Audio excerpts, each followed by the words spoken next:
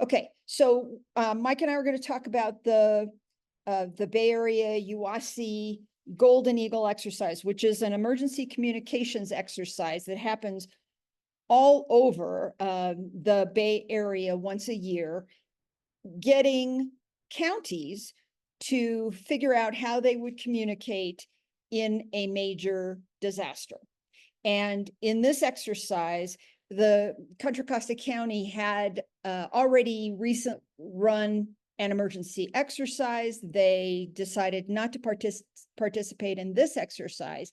And so auxiliary communicators across Contra Costa County got together and decided to hold a mini version of this exercise. And the scenario that was given to us by UASI, which is Urban Area Security Initiative, it's a conglomeration of partners who try to make our area resilient against natural disasters.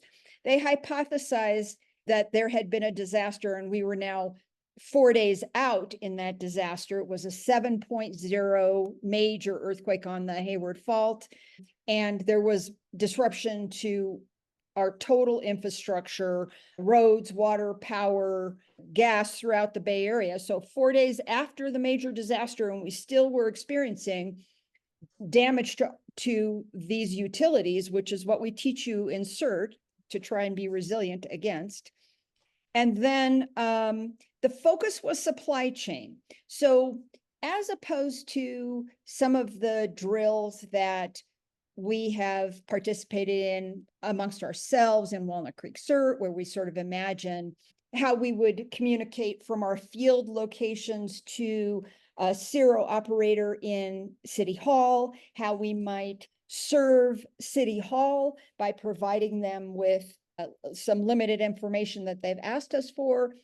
This exercise suggested to us that many Bay Area cities now use resilient web EOC software that they hope is going to withstand a major disaster. So the idea is that the city EOC, they hope, will have emergency communication.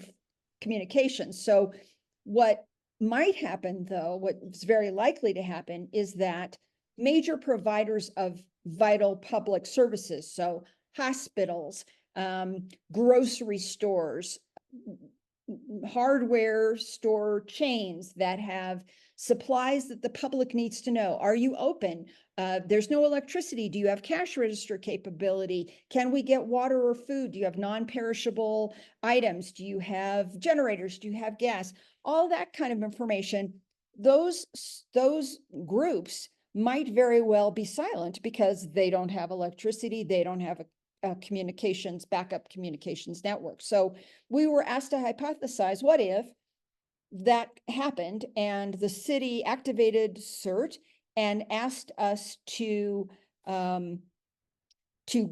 send teams of communicators to those locations so we could become the voice of those vital suppliers. So we did that, and Walnut Creek CERT, we participated in a minor way, just a small number of us, to test our ability to communicate countywide. And this is just to remind you what a 6.0 looks like. In this scenario, it was a 7. So, you know, the damage is going to be far more significant. So Mike Patterson served as the City of Walnut Creek CERO, operating as the person who might ask Concord, for example, hey, do you have heavy equipment operators? You know, our public works people who operate heavy equipment to remove damage, they are, they are tired, that we don't have sufficient equipment. City of Concord, can you loan us some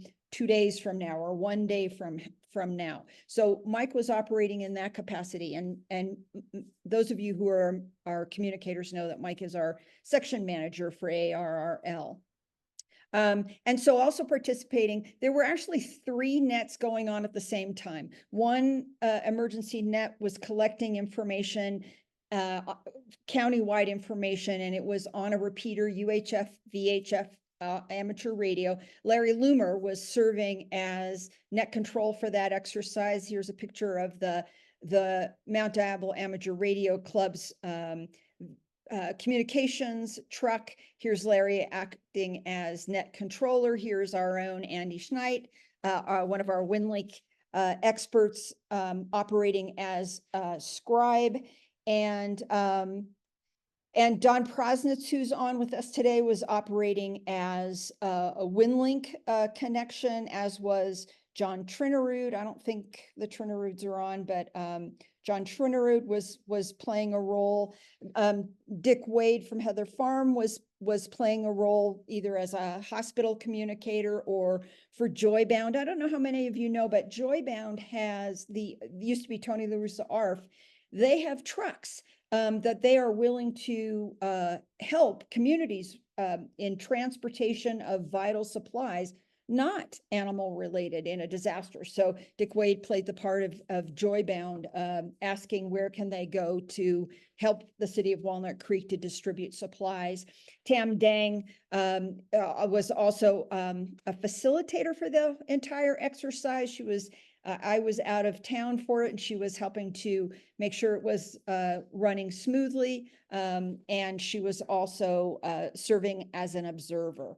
So, and Tom Simons was with Mike Patterson in the City Hall, Walnut Creek CERT Zero room with that equipment. So we learned a lot of things that were very interesting as we connected to major cities across Contra Costa County to figure out how we would communicate with one another and ask for services and supplies and provide information.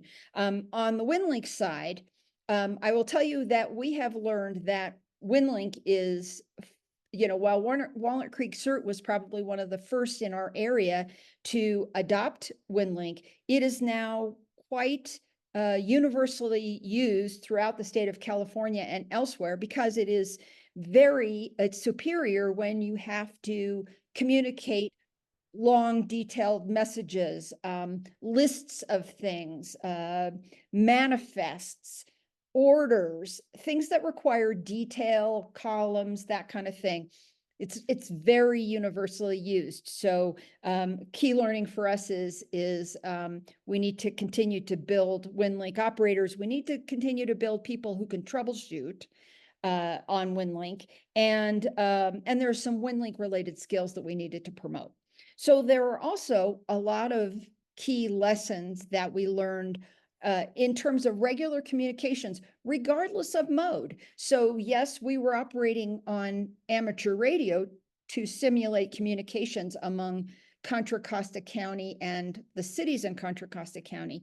But regardless of whether you don't have a radio and you have to run a message to City Hall or to some other entity, whether you're using a cell phone, and that's the mode of communication that we're using, because let's say it's flooding situation as happened in the beginning of 2023, and we have communication capability. Maybe we can send texts, maybe we can send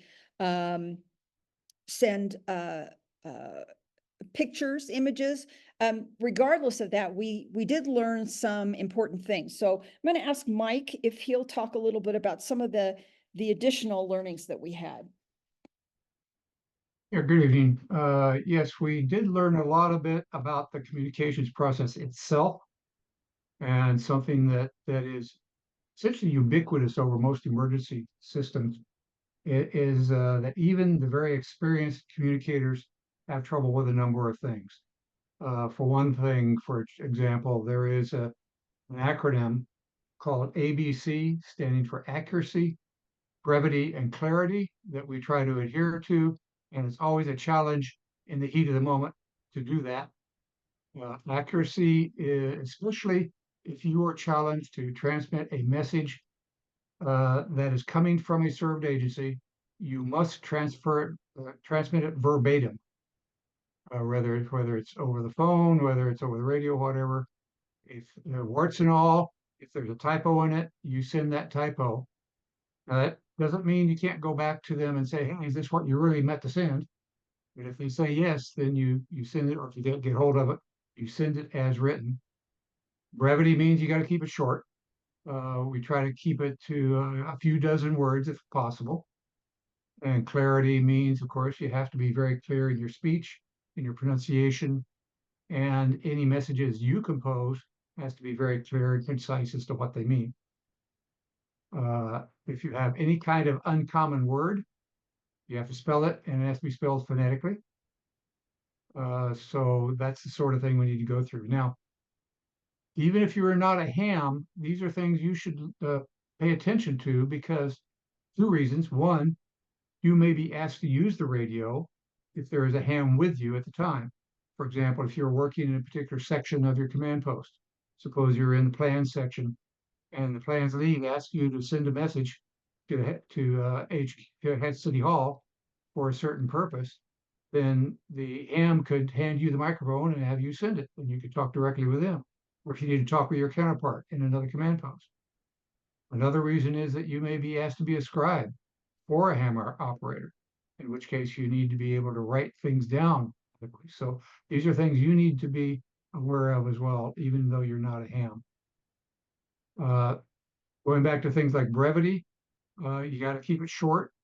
If you're sending a content message from your served agency, remember the 5-word rule. You send 5 words and then you pause and wait for them to verify they've received it. What I often do is I'll say, this is a test message, break. And that break means I'm waiting for you to confirm that you've received it accurately. Hopefully, maybe even repeat it back. There is the echo process here where you repeat it back to make sure you received it perfectly. And then once I've got the confirmation, I'll give the next 5 words and so forth. That's often hard to do. We forget that. Even the best of us forget that. If you're doing a free form message, if you're just asked to call up and say, hey, we need 6 pallets of water here, you're not giving a speech. Keep it short. If you keyed your microphone for more than about 10 seconds, you're probably talking too long. So keep that sort of thing in mind. Other things to be aware of is that very often you'll be using your own equipment. You might even be working out of your own home or your car or other areas. In cases like that, you may need to provide your own power source for your radio. That's what we've done at our command post. We've gotten a Bluetti power box. If that's something that you can consider for your station, you might want to look into that. There's also a brand called Jackery, which I'm not as familiar with, but it is being used. If you have a command post, please consider having a scribe. We definitely need scribes, even if you're not a ham. People who can write clearly is a definite need that we have, often more even than the hams themselves.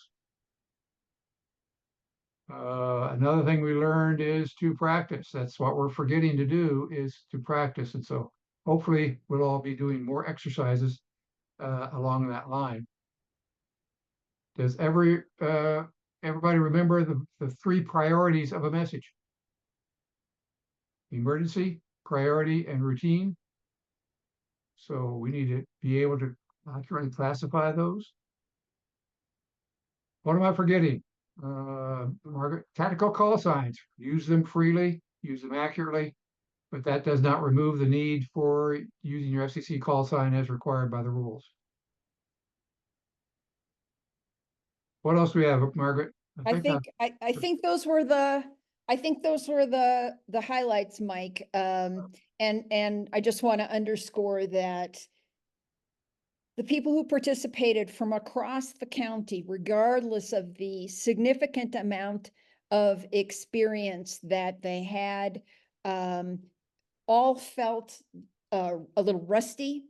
They felt a little uncomfortable, little fear of getting on the air for their first messages. Over the duration of the 2 hours, they sometimes started to stray, and the messages they sent were quite long. So, these are things regardless, again, regardless of whether we're talking about a person who is using a radio to communicate to another radio, or whether you're on a CERT team and you've been asked to assess a situation and send information back some other way, via cell phone, via text, via, just physically bringing in a form. It's just really important to practice thinking through how you would deliver a message. So one of the things that I've started to do is, I just wherever I am, I look at a scene, I'm sitting in the doctor's office. So how many people are there? And, is it crowded? Where are the exits? And then how would I convey that scene in the smallest number of words in the clearest possible way if I had to tell somebody who wasn't present what they needed to know about that situation? So all in all, thank you, Mike, for sharing those insights. We're going to be practicing more. Those of you who currently run Net Control, as well as those who would like to be scribes, people who are not amateur radio operators, people who desire to be active and work on a team, and therefore you're going to be required to communicate something that your team observes. We're going to hold some additional training and some exercise so we can keep this practiced. Of course, every week we conduct 4 radio nets, Saturday, Monday, 2 on Wednesday, and 1 on Thursday. And there are any number of other net practices so that radio operators can practice staying comfortable on the air. But really all certs, we need to think of ourselves really as people who are trained. We were trained to be able to assess a situation, assess damage, and then be able to communicate it and get that communication the last mile, the right up, how would we get that information to where it needs to go? So ham radio operator or not, we all need to have those skills. So more to come on that. We'll bring more information to you as we go forward and create additional training and exercises. Before I go into damage assessment as the next topic, does anybody have any questions about what either Mike or I talked about? I want to make this brief so that we can move on to damage. Any questions? Okay, you can put them in the chat if you think about them. And I realized that at the top of the hour, I didn't mention a couple of updates. One is on October 25th, we were asked by the city to help support Trunk or Treat. I still need a couple of people to volunteer for shifts. It'll be fun. It'll be easy. You don't have to have traffic management skills except for one intersection, and I have those already staffed, but you'll be with somebody else. You just need to make sure the families don't walk across the street against the light because they're all excited or can't see through those masks.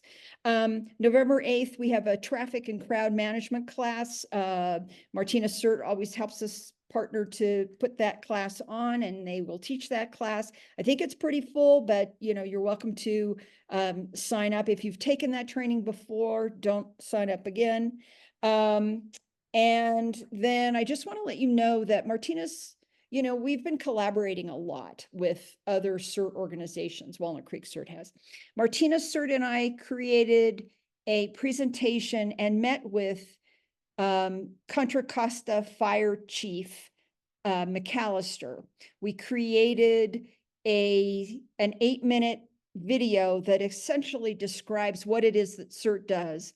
And the chief is going to show that video to recruits in the fire department as part of their training so that they understand when they see CERTs, or if the fire department needs volunteers, they will know who we are, what our our training is that we follow the incident command system. We don't go rogue. And so that was quite a nice win for us, and they're going to partner with us to help us with some training in the future. So you can look for that in 2025. And then finally, I have been training CERT basic training with Alameda County Fire Department in a number of cities over the last year, and they're going to come and help us with some training that is best performed by fire staff. So those are just a few updates before we go to damage assessment. And I'm just taking a look. I don't see any new questions. So let's go to damage assessment. Okay. Mike didn't mention it, but I want to reinforce as we're talking about damage assessment in this next part, that essentially the city of Walnut Creek has said to us, hey, CERT, there are only a certain number of things that we want you to tell us about if you are activated and deployed following a disaster. And those things are major items. And the reason why they can only take this information is Walnut Creek, the city of Walnut Creek has a police department and a public works department. We don't have a fire department. We don't have ambulance. And so in a major disaster, Walnut Creek has to prioritize the biggest situations, the things that represent major public life-threatening and infrastructure issues, and they serve that up to ConFire and the ambulance services, who are, during a major disaster, triaging and prioritizing similar problems like that across Contra Costa County with a fairly limited number of firefighters and ambulance service providers. So we have a limited number of things that we are asked to provide to them. And Mike talked about the importance of accuracy, brevity, and clarity. And we're gonna talk about that a little bit more as this goes forward. Okay, so when we talk about damage assessment, I'm not going to be talking in the context of search and rescue. Search and rescue is certainly part of our CERT training, but realistically, certainly when the big one happens, we're gonna call on if we are activated. Remember, we have to be activated, and if we're deployed decentrally, meaning rather than asking all of us to come to one location to provide certain services in a targeted way, if we're asked to stay in place and provide support in our neighborhoods, certainly search and rescue would be a skill that we may need to activate. But what I'm more talking about is the kind of service that we provided at the beginning of 2023 when there was flooding in Walnut Creek. For those of you who weren't CERTs at the time or weren't familiar, we were activated by the city, and we were asked if we would help, if we would come to one central location, the Public Works Department, and if we would then deploy CERTs in teams to targeted areas. So they were very specific about what streets they wanted us to go to, and they wanted us to clear debris from the gutters and report back situations that we saw that were emerging as problematic that Public Works would need to know about. But in the midst of that, when those who volunteered showed up at Public Works, our mission changed. And then we were asked to divide ourselves among the 3 sandbag stations that existed across the city. And we were just asked to go there and be a city presence. We weren't to dissuade people. We weren't supposed to be lifting sandbags and loading sandbags. We were simply there to be a green presence at locations, because what happened was the city of Walnut Creek had sandbags and sand, but contractors and other cities were coming to our sandbag stations and loading up vast quantities of sand and sandbags and taking them outside of our city. And these were supplies that our Public Works Department had accurately predicted would be needed for the city residents for flooding. And so our service was really appreciated. And during the course of that service, people who certs who were attending the stations started to observe other things. Oh, hey, you know, this sandbag station is by this location, and this canal is overflowing, or this canal is blocked, or there's a tree in that has fallen in this neighborhood. So in addition to providing information about what was going on with inventory at the sandbag stations and excuse me, the circumstances, we were beginning to head down the road of providing damage assessment, information the Public Works would need to clear up and make sure that emergency services and the public could operate effectively. So that's the context I'm going to be talking about as we head into winter. So the first few things we're going to talk about are cert safety, because that is our #1 priority. So before winter comes, please be looking at your own neighborhood storm drains and keeping them clear. Make sure that you yourself have all of your supplies that you need to prevent flooding on your own property, and that you have alternative power sources. Mike talked about Blue Eddy and Jackery. And of course, if there is a major earthquake, we make sure that our homes are effectively equipped. So we have strapped our water heaters. We're the people who have braced our heavy furniture that falls in an earthquake and kills people.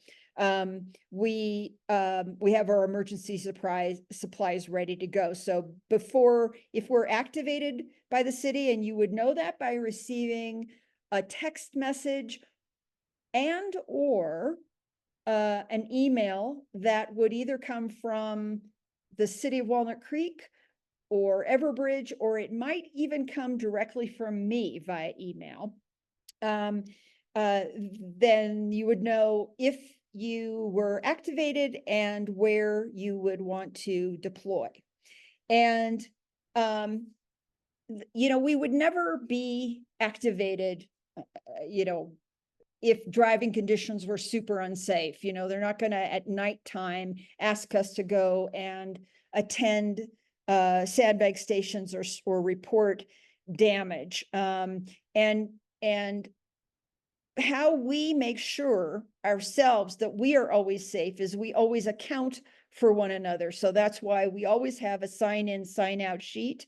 We are not only expert communicators, but we're expert documenters. We write everything down. So it doesn't matter whether you have the right forms, but making sure that everybody that's with you, that's a cert, is signed in and signs out if they leave, that, you know, you write down all messages. And ICS 214 you can find on our website. We've talked about this a number of times, but it is how we keep track of the activity that a team or an individual is what they are doing during the course of their assignment.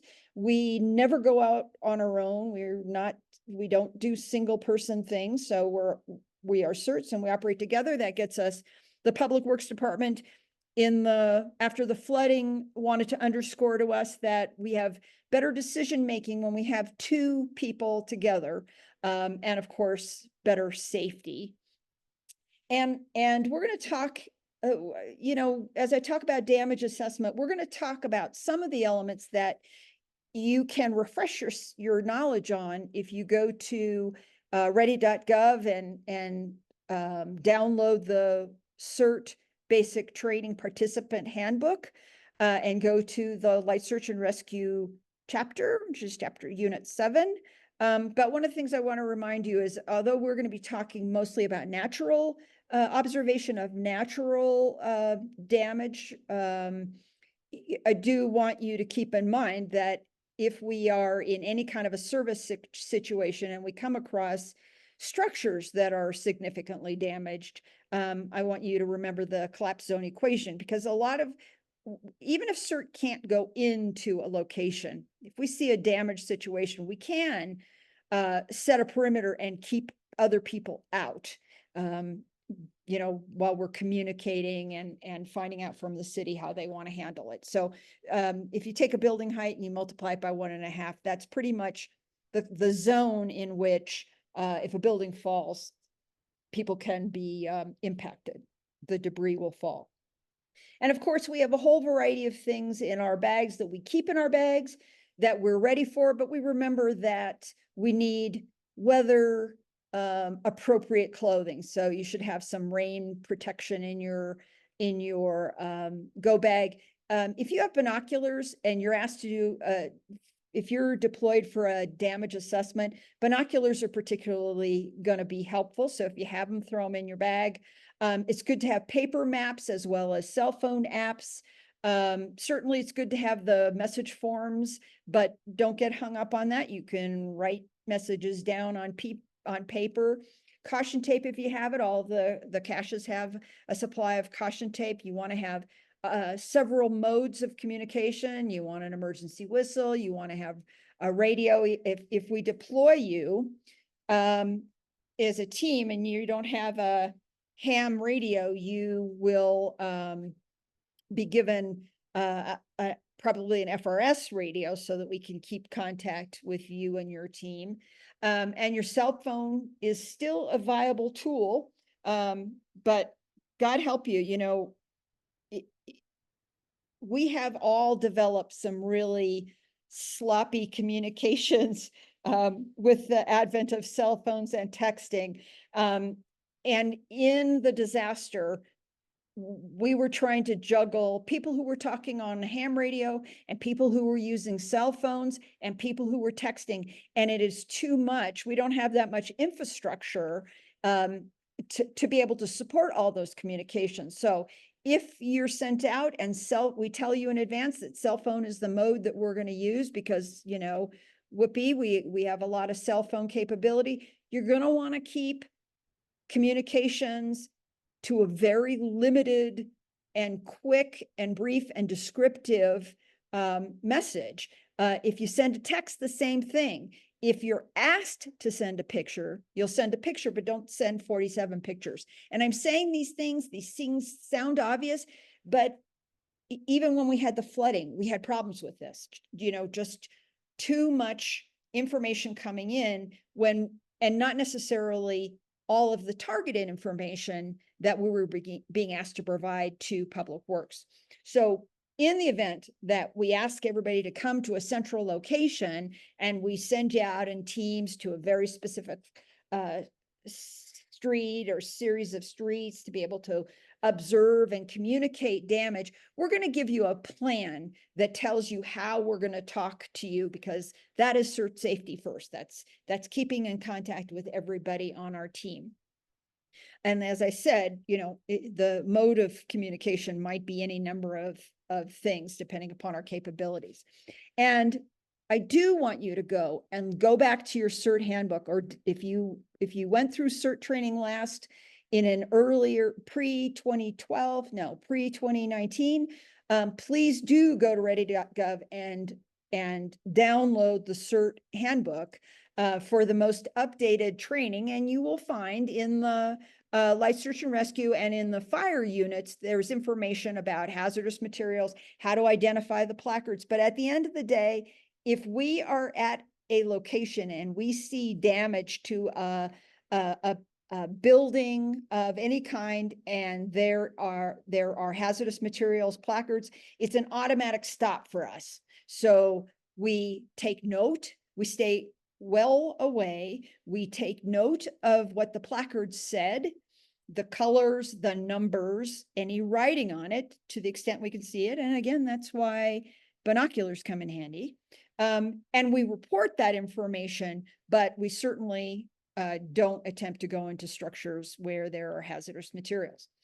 And so what is it we're going to report? So before people are actually deployed, you would get another briefing. You'd get a safety briefing at the time, and Public Works would say, here are the specific things we're going to ask you to look for, because they know the streets in our city inside and out, and they know where to anticipate that there are going to be problems. And so they would send us in teams. They would ask us to deploy ourselves in teams to specific areas. And so they're going to give us, they're going to tell us the information that they want.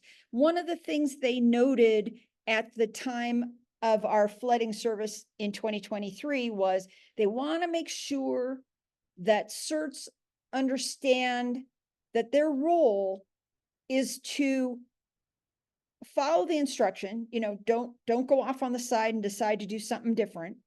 And when describing damage situations, they want you to be very accurate. Don't, no exaggeration, no, the example they used, if you see a pothole in the street, don't call it a sinkhole. So we're gonna play, we'll do one quick breakout group exercise so we can try and, get to the heart of what that looks like. But of course, we're always gonna conduct our observations from a safe distance. And we're going to look at the obvious damage, and we're going to look in the surrounding area to see if there are any related dangers. There's a street that is flooded. Is there a down power line that's in the water? And there's this, I don't know if you remember from your CERT training, but there's something called the rule of thumb, which is if you're at a distance from a danger and you extend your arm out straight in front of you, you put your hand over one eye, and you try and block out the scene with your thumb. If you can block out the scene with your thumb, you're at a safe distance from hazards likely. So anyway, what you're going to be looking for and reporting is whatever it is the Public Works asks us at the time to report, but also if it's an earthquake, of course, those major infrastructure and major life threatening situations. And of course, our CERT 9-step process is always our friend, because you're standing there with your partner or you're standing there with a team. And what you should be working together is all of you describing together and writing down what it is you see. And, that preliminary damage or any ancillary hazards. And then with that on paper, you can pare down as a team to what it is that you really need to communicate. And you can help one another to come up with that accurate, brief, clear message that you're going to send. And then, of course, if there's something that you can do as a CERT team safely, like keep the public away from any danger until you can communicate to the city and find out what it is that what action they are taking, then that's what you would do. So again, that CERT size up process is an invaluable safety measure, and it is an invaluable process measure. We are not professionals. We don't do this stuff every day. So when you're on a team of CERTs and there's somebody that does not want to methodically work together as a group to identify what problems there are, to consider what might happen, to come up with the plan of action, don't follow that person. It is more important that you get it right and nobody gets hurt than for you to go as fast as possible and then just head into danger. Okay, so I said we were going to talk about flooding, but I just want us to refresh a couple of skills before we do that. So you can unmute yourself, and just as a group really quickly, this is obviously a damaged home. Do you think it's light, medium, or heavy damage? Medium. Medium. Yeah, medium. Medium. Medium. And can Medium. somebody tell me why they think it's medium? But it's still structurally together, just has a few upset areas in it. Okay, thanks, Larry. So actually. Anybody else have any other guess? Yeah, I have another guess. If you look at the damage in the lower right corner below the power meter, it looks like this building's off the foundation. Yeah, armor heavy. Oh, So that's absolutely right, Glenn. So this house has fallen off its foundation. So this is characterized as heavy damage. So let's remind ourselves, and you're going to do this on your own when you go and download that darn manual. Light damage is when, there's just superficial things, very minor damage to the interior. And so that's a green light to CERT. If you heard victims calling to you saying, hey, they needed some help, you would be free to go in after you've done a 360 and your team has done a CERT size up. Your team would be free to go in and try and help people. Moderate damage is when you're seeing deeper cracks. There's more decorative work. So in that picture that we saw, the front porch, the top of the porch overhang was leaning. And there's much more damage to the interior of the contents, but that building is, for moderate damage, building is still on its foundation. And when we assess as a team that it's moderate damage, the only reason we can go in is to quickly get victims out if it is safe for us to do so. So you send the fewest number of people.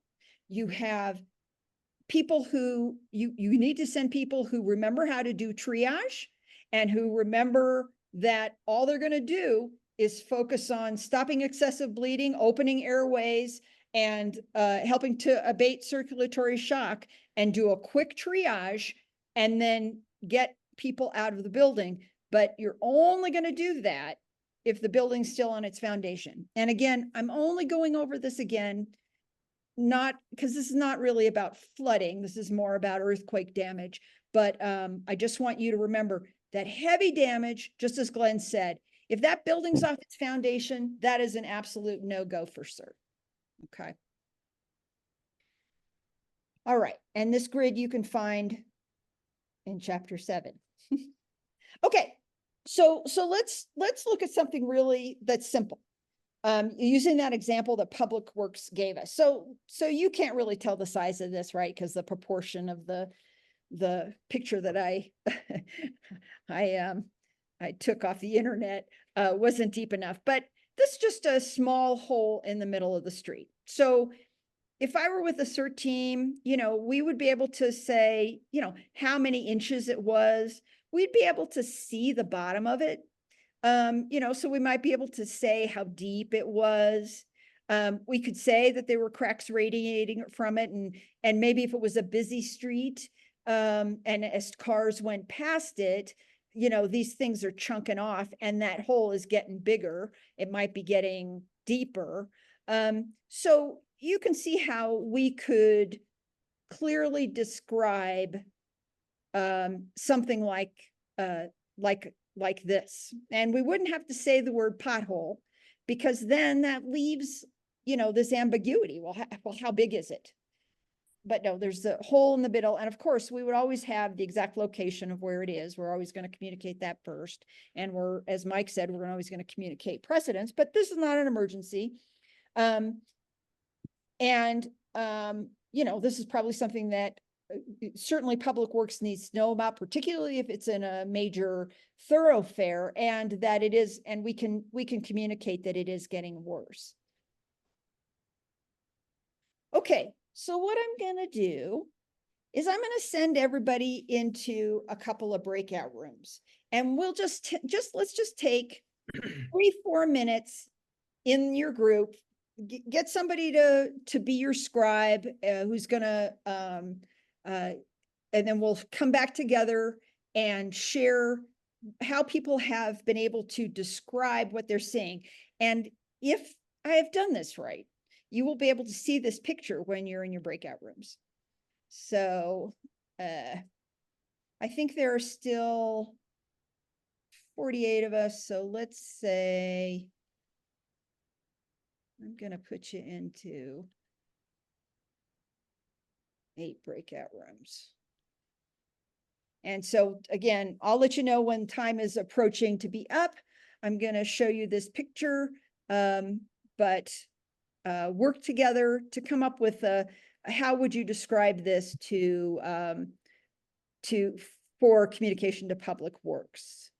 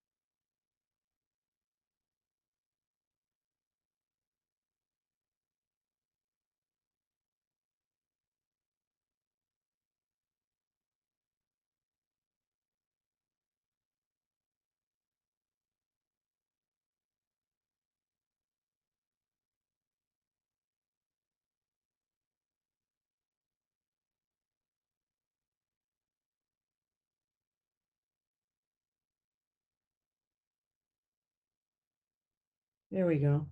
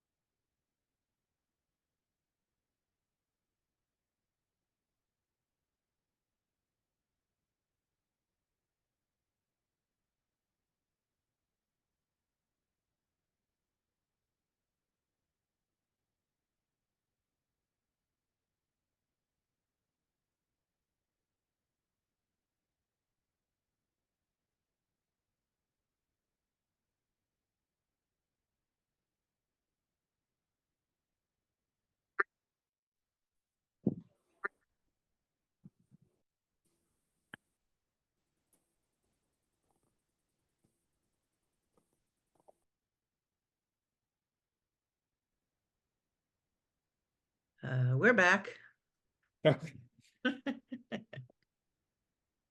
Uh-oh. Margaret, you're muted. Okay, people are still coming back in. Just give it a couple minutes. They're slowly coming back. in.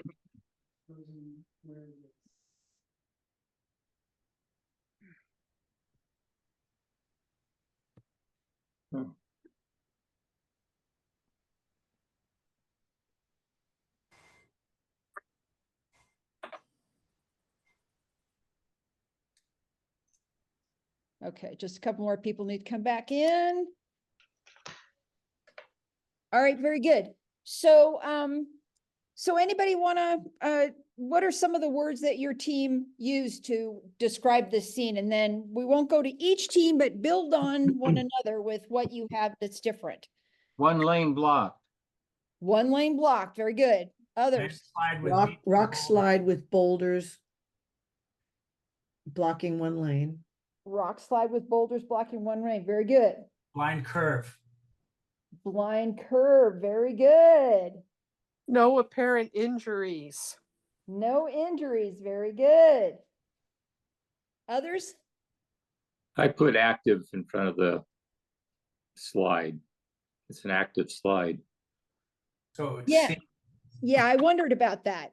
That's good, that's good. What else? We said it's raining. Say again? It's raining. Yes, yep, And we said it's a northbound lane. very good, very specific. Are there any other hazards that you saw, or is it, that's pretty it? Need some sort of road control or traffic control people very promptly, or at least cones. Very good. That is evaluation, not facts, reporting facts. We need to let them decide that. It certainly is, but it also provides some description too, that a team of people thought, uh-oh. And they, and after, let's see, here's somebody coming back in. And after communicating the initial information, we would have the ability to confer with Public Works, and they would say, oh, well, you know, that's great, you know, that's Margaret, right. Yes. if I could ask a quick question, assuming that we can get cell phone service, why Right. couldn't we send a picture? You could, John. The thing that I want you to remember in all cases is if we bring you to a central location and we send you out to a targeted location with, as a team, we're going to give you a communications plan. We're going to tell you what we want. The thing that I want to emphasize is that, what happens when there are multiple teams out there and they are all sending pictures? It becomes a little chaotic. The reason is that, for example, if I were the person at Public Works receiving this information, not everybody's cell phone indicates who they are. I don't have, 250 Walnut Creek certs in my cell phone, so I can't necessarily identify. So 925 blah, blah, blah is sending me this picture, and this person's sending this picture. And in that flooding, we had people sending multiple pictures of the same thing from different angles. It becomes a little chaotic. So my personal preference going into a disaster is a ham radio situation where we can have multiple things going on at the same time without blocking, remember that texting and conveyance of pictures, that's one transaction at a time. But absolutely, it may be a situation where a picture is absolutely appropriate and very effective and helpful.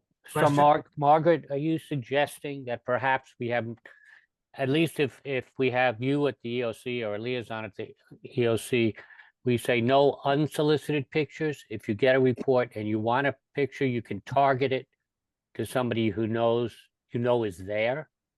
That's right, Don. So I think first of all, we will know how many, by the number of certs that activate at the time. And remember, a lot of us, we have 250 people, but not for a flooding situation. There's a smaller subsection of people who would come.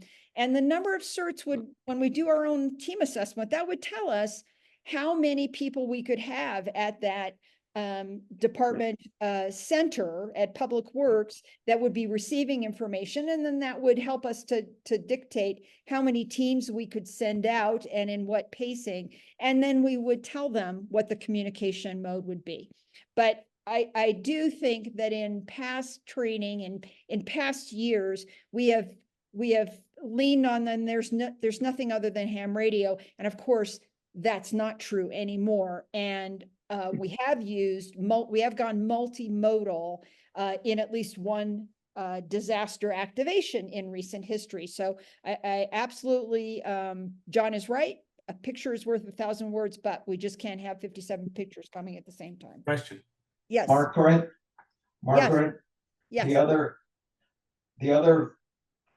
other value that I see of a cell phone is if you have the compass, it will give you the exact location that you can report. Oh, nice. That's absolutely right, Al. And so we've said it's important in a disaster activation to have a paper map on you and to have have your cell phone with Google Maps and know how to get coordinates. All of that is extremely helpful in your toolkit. Question. Okay, yes. Would it be within CERT's purview to assume traffic control until someone gets there?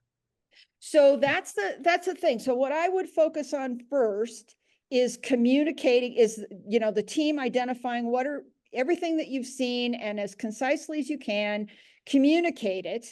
And then I would then do an assessment.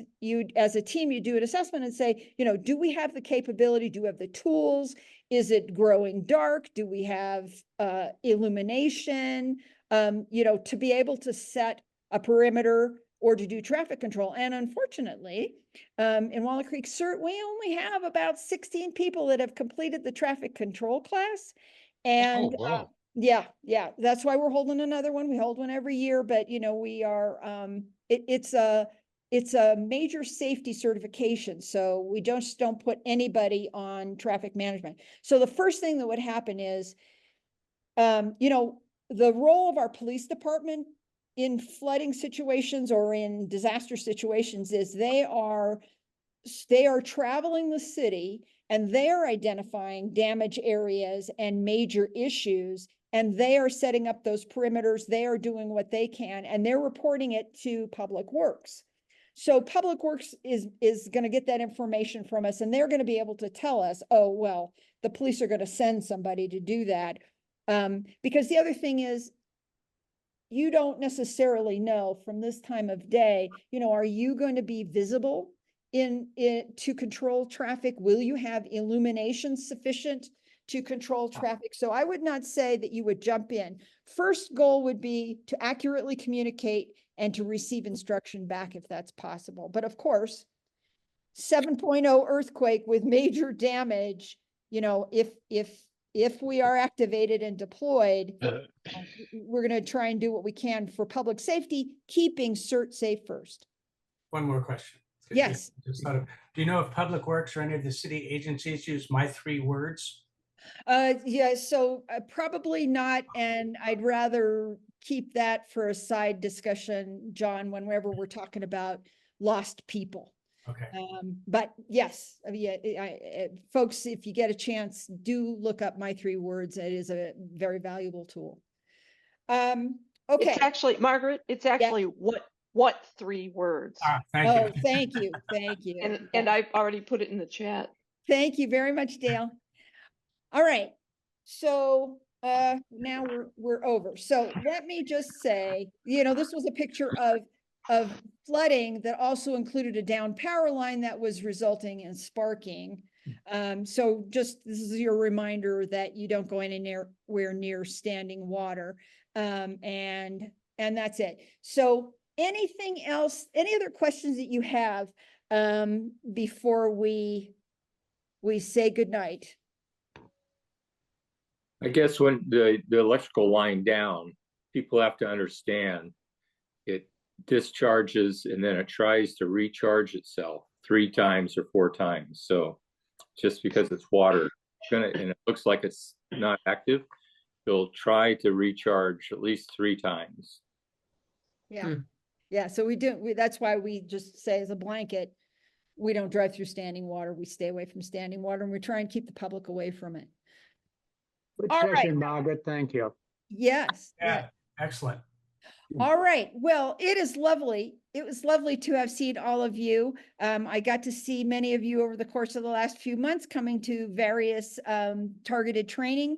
And of course, we'll be doing more of that in 2025. But again, thank you very much. Don't hesitate to email and reach out if you have any questions. And thank you so much. Have a good evening. Thank you. Margaret.